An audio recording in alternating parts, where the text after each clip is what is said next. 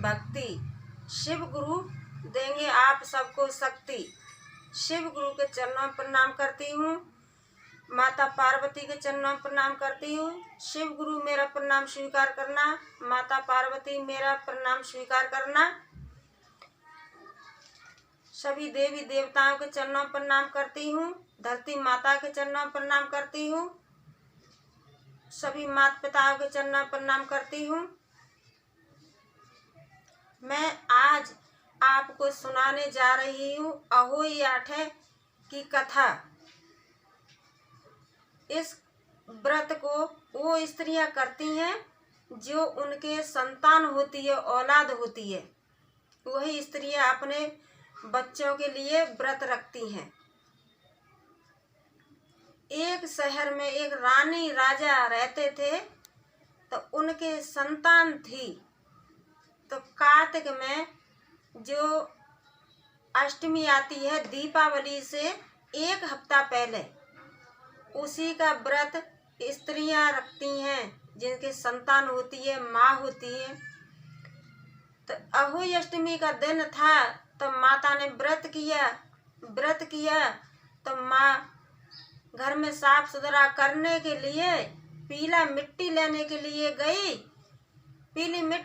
के लिए गई। तो उसकी कुदाली से और उसमें जो स्याहू के बच्चा थे, तो कुदाली से और स्याहू के बच्चा कट गए। जिस दिन व्रत करते हैं स्त्रियां, उस दिन ना सब्जी काटते हैं और ना ही घर में साफ सुथरा करते हैं। क्यों? कि हमारे हाथों से चीटा है, किसी का गलत प्रयोग न कर सके हम। इसीलिए किसी की मौत जैसे मैं नहीं कहना चाहती हूँ कि किसी की हमारे हाथ से चीटी है या चेटा है, किसी का मृत्यु हो, तो इसीलिए हम उस चीज से दूर ही रहते हैं। तो रानी मिट्टी लेने गई, तो उसमें कुदाली से स्याहू के बच्चा कट गए। तो रानी वहां से आई। आने के बाद घर में जब देखती है तो उसके सातों पुत्र खत्म हो चुके थे।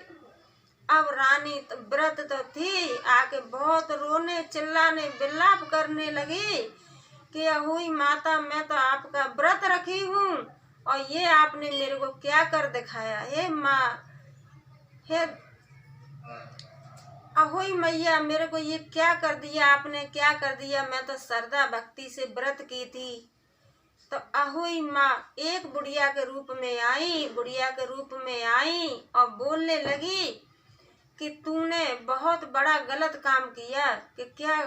कि जिस दिन माता व्रत करती है ना, उस दिन और माँ कोई चीज मतलब ऐसा कोई काम नहीं करती हैं कि अपने हाथों से और मृत्यु हो।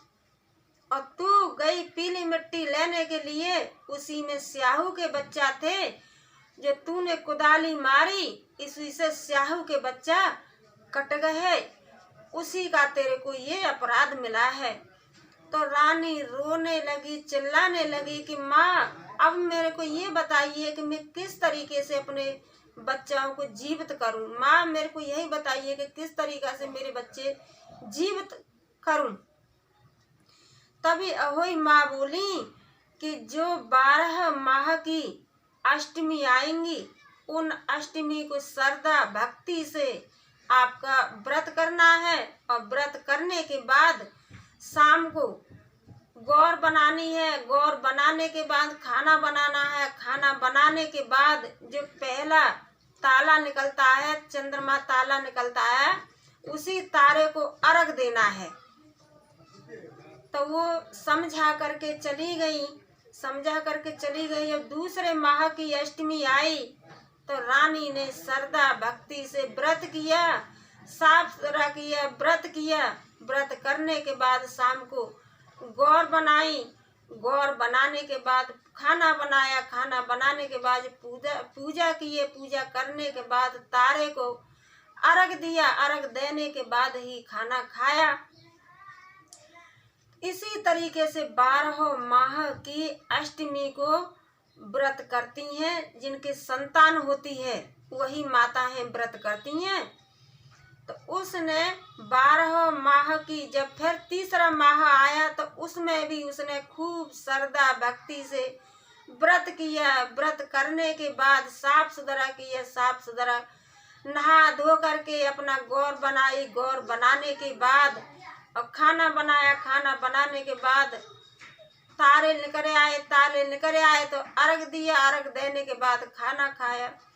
तो उसने 12 माह की अष्टमी को श्रद्धा भक्ति से पूजा किया तो उसके 7 पुत्र जीवित हो उठे।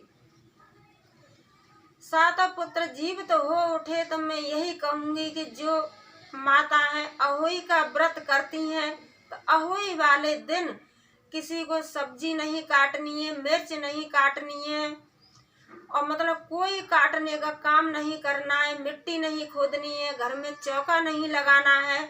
क्यों कि अपने हाथ से हम कोई कुछ अपराध ना कर बैठें। इसीलिए सभी के लिए हाथ जोड़ करके कहती हूँ कि जो माताएं अहोई का व्रत करती हैं वो श्रद्धा भक्ति से व्रत करें। अपने बच्चों के लिए, अपने बच्चों की बायों के लिए, अपने संतान के लिए खूब ठीक तरह से व्रत करें श्रद्धा भक्ति से। अहोई मैया सबकी मनोकामना पूर्ण करती हैं। मैं यही कहूँगी कि जो माता बहना है मेरा कहानी सुने, अच्छी तरीक़ा से मेरा कहानी सुने और सब इसी चीज़ का प्रयोग ना करें, ना सब्जी काटें, ना मिट्टी खोदें और ना ही कोई मतलब काटने का कोई भी काम ना करें। क्यों कि अपनी संतान के लिए हर इंसान हर उपाय करता है। यही मैं कहूँगी कि अहोई माता की यही कथा है।